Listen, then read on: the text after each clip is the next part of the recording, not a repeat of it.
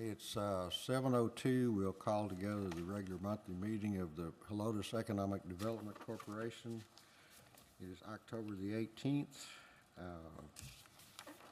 we have any citizens to be heard? No, Mr. President.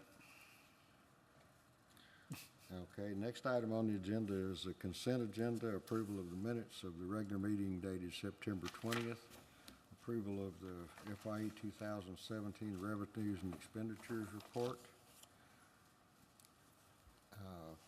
Does anyone have any questions on the minutes or the financial report? I have a motion to approve the consent agenda. A motion to approve the consent agenda. Second. Moved by Wayne, seconded by Diane. Any discussion? All in favor? Aye. Aye. Sir, I'm going to abstain on the minutes since I wasn't here, so. Okay. All right, one abstention, otherwise the motion passes unanimously. Item 5 is discussion and action on a resolution to approve the amended bylaws of the City of Helotes Economic Development Corporation. If we could, I'd like to have staff explain this a little bit. This has been an ongoing process we've been going through for what, a year and a half, nearly 2 years, trying to get it approved with the state. Yes, thank you. We were actually skipping, we would propose to skip or to pull item number 5, actually, and go directly into item number 6. Okay. The only portion of the articles or the bylaws that the state is rejecting is the articles of incorporation. Okay. Because the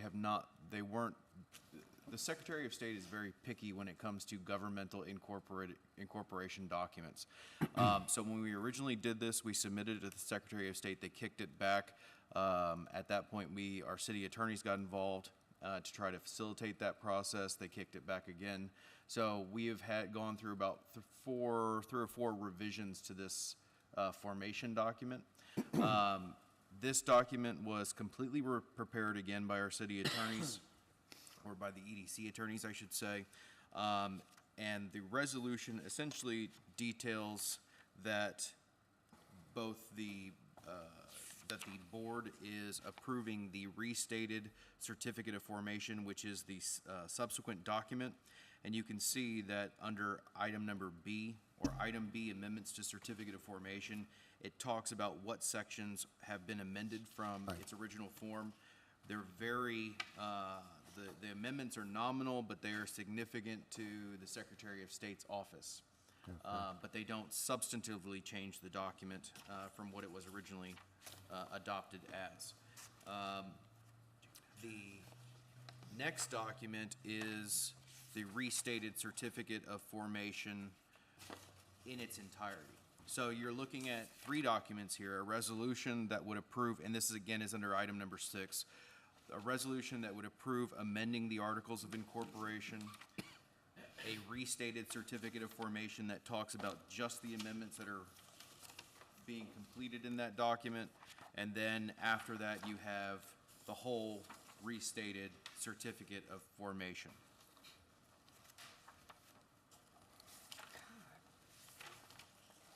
So what we're looking at amending, or what the Secretary of State's office is asking us to amend, is to essentially the address as was originally included in the document.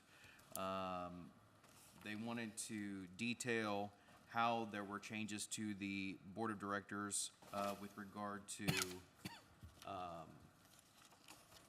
the selection of its president, its vice president, and its secretary. And also with regard to myself, the city administrator, being able to appoint a subsequent director in my place, and that needing to be reviewed and approved by the board and by the city council. Article 13, it amended it slightly through council approval by saying we need a specific resolution.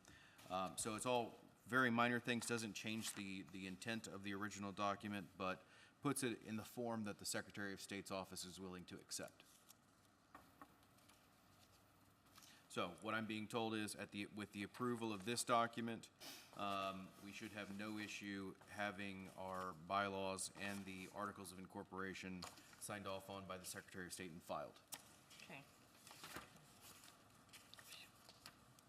So finally. basically, what we need to do is approve the first resolution and then approve the restated certificate of formation, correct?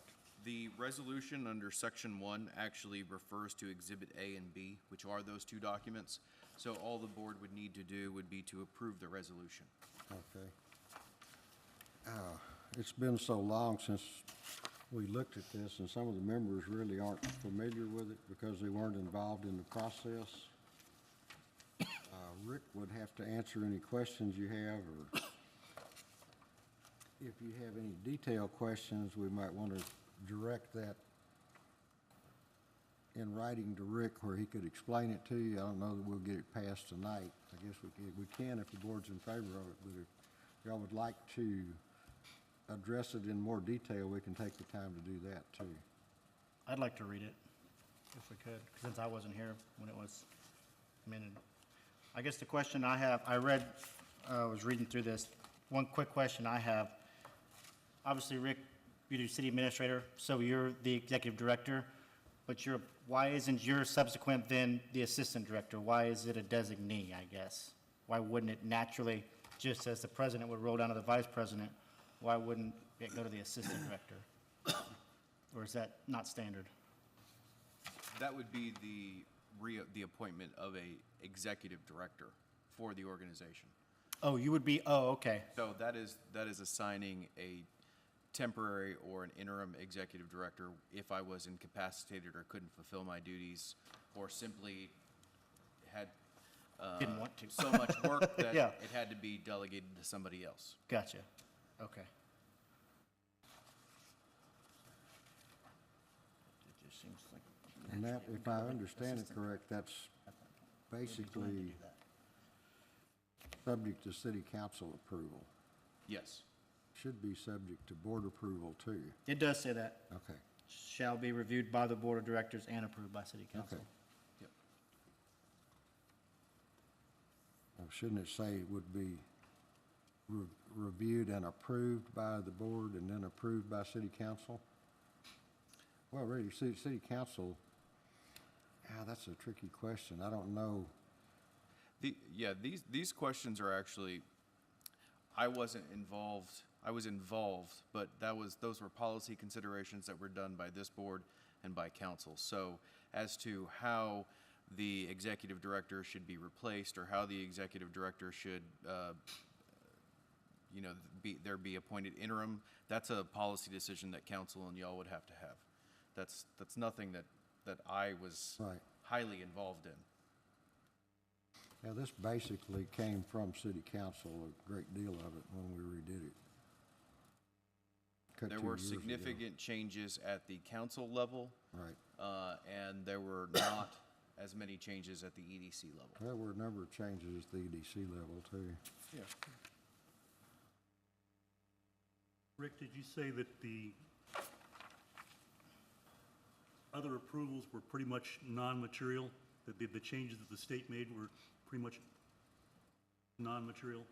I would say that everything that they have included in here is not material to the original agreement. Right. That was approved by the board and by the city council. These are just changes that, for legal purposes, they wanted it worded differently. Language. Or formatted differently. We changed the nomenclature of it. Do we want to review it again or go ahead and pass it tonight?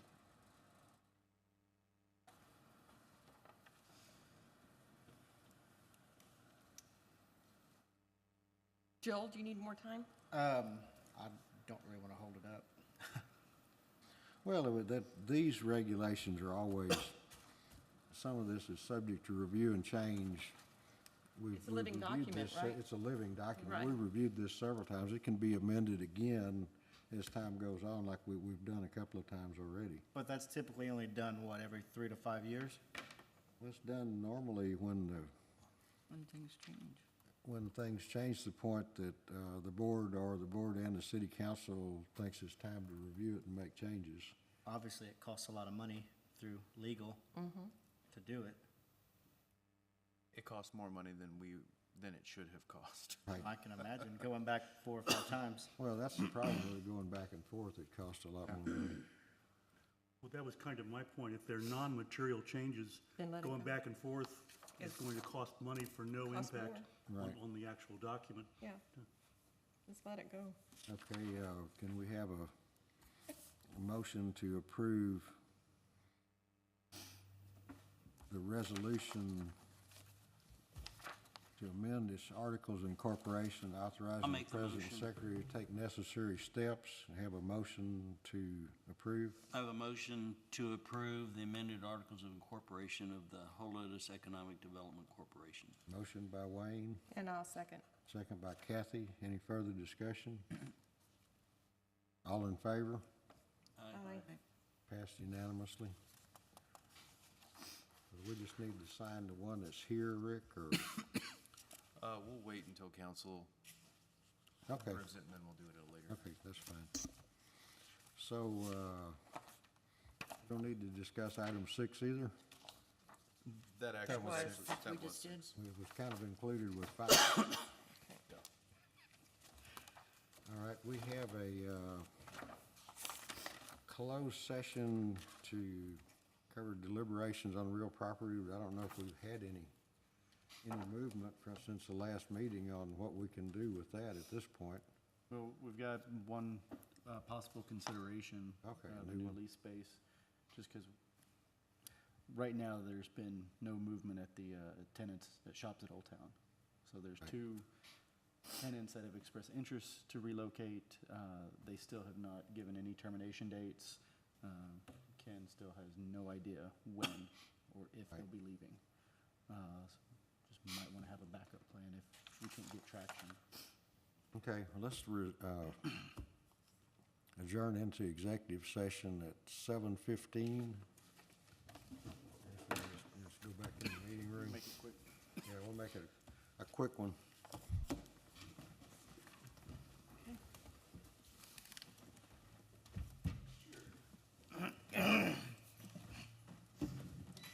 I don't have an office. I need to find this. Crazy. Nobody wants you. Don't go to sleep, Coach. He's sleeping right now. He's a fireman, he knows how to sleep sitting up straight, looking like he's paying Yeah. attention.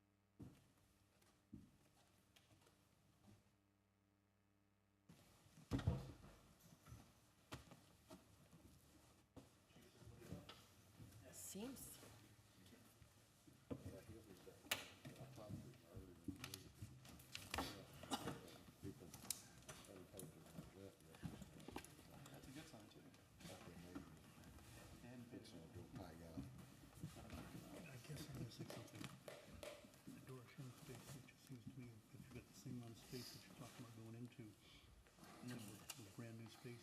Seems like The office is, what, 10 by 10? it's a condo, yeah. Yeah. So, I mean, it's, but if you could get someplace here for storage for your files, I think. You'd have to leave. All of his boxes are stored at City Public Service or in the fire department right now. Okay, we've adjourned the executive session. We're reconvening at 7:45.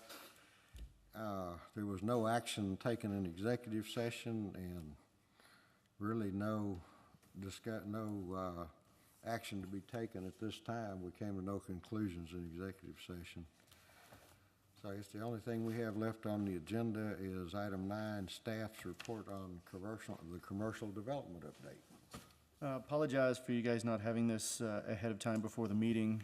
I can go quickly over at the bottom, the closed businesses, Yogi's Frozen Yogurt, which was located next to Rome's Pizza and Oolong Chinese. His closed, have been closed a couple of weeks.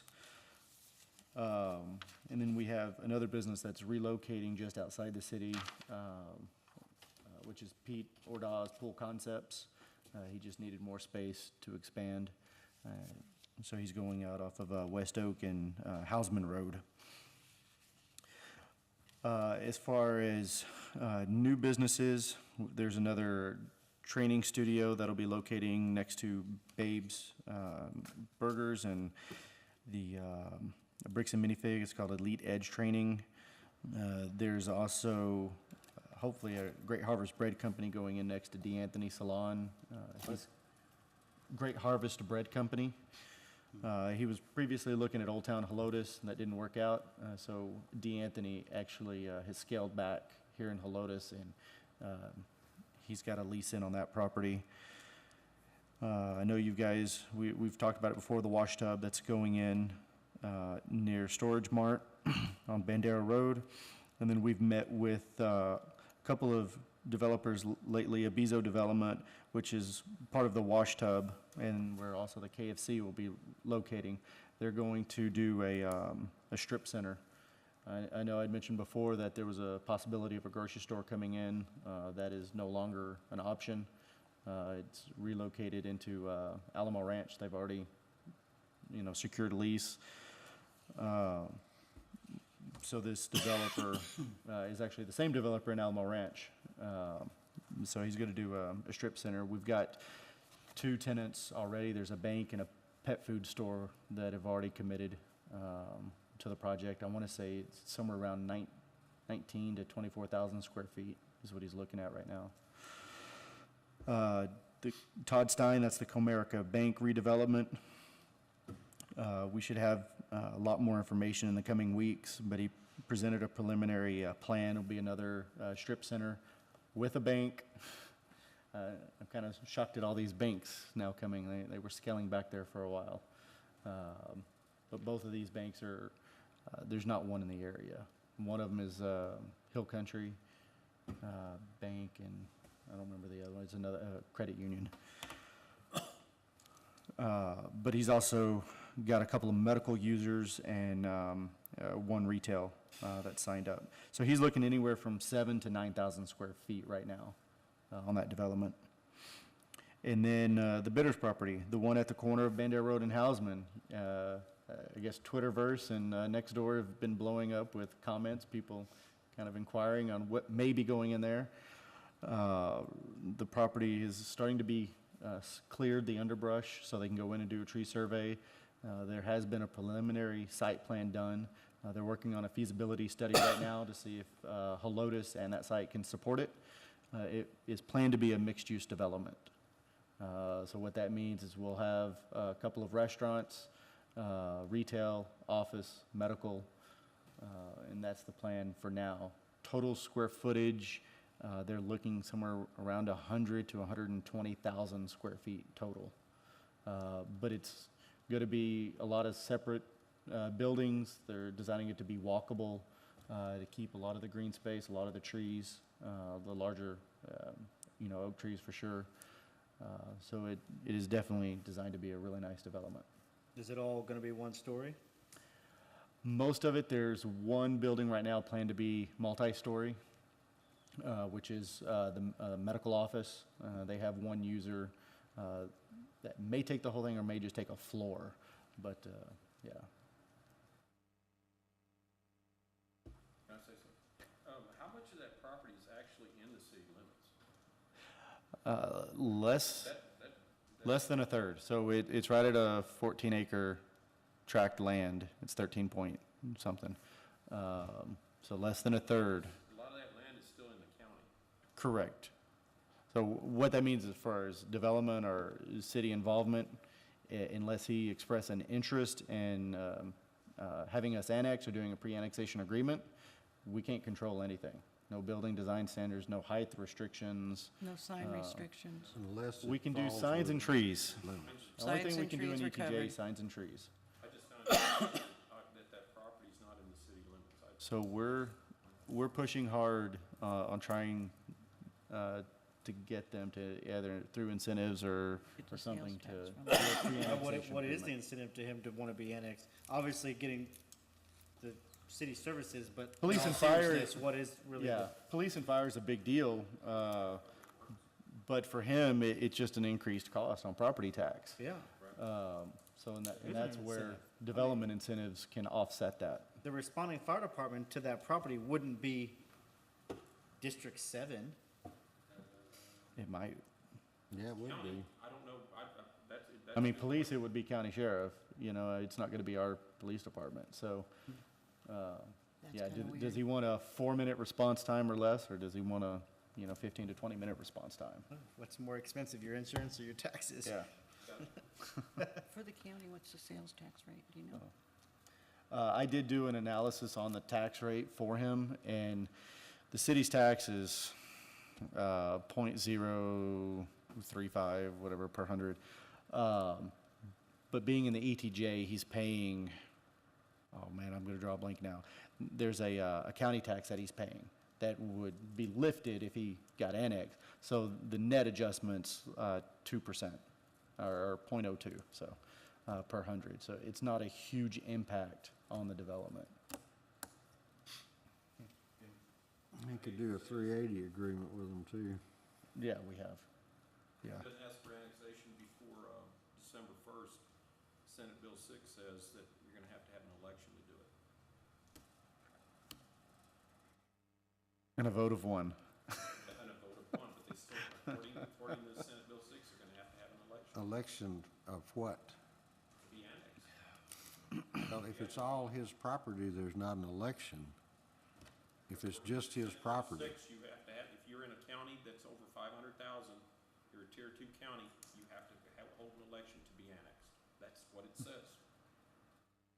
You can't have an election when there's one voter in the property that wants to be annexed. I'm hoping that it's not for commercial property, but I don't know if I've tried reading it and I haven't seen that, so. And I'm sure there'd be a method with that type thing where they could I hope so. sign a document, petition the state that he is requesting annexation, and even the politicians could see how ludicrous it would be to hold an election, or maybe. Yeah, it doesn't stop them on other things most of the time. Are there any other questions? What's the The progress? O'Reilly place. Sure, the O'Reilly Auto Parts that's going in next to Bobby J's, the Happy property. Yeah, so we got a third auto parts house. That would Good. make people happy. At least that's in the city limits. What's the progress on the bridge? I don't have an update. Rick and Mayor met with Byron this morning. Okay. They're still dealing with the engineers. Supposedly, the bridge is supposed to be that high because of some kind of flooding issues, but nothing else is that high. I mean, they're trying to work it out. But the reason it was designed that high is because of flooding, and it's gonna be way above what's there already. Yeah, the bridge deck's gonna be 5 feet higher than the street. It's an engineering. Well, they have to try to work it out. That sounds about normal. It's not costing us more money, is it? Not yet. It will cost us It will. more for additional engineering fees to Yeah. redesign the bridge. Yeah, man, I wish I could screw up and get paid more to fix it. Sorry. Good point. If there's no further business, we are adjourned at 8:55, or 7:55.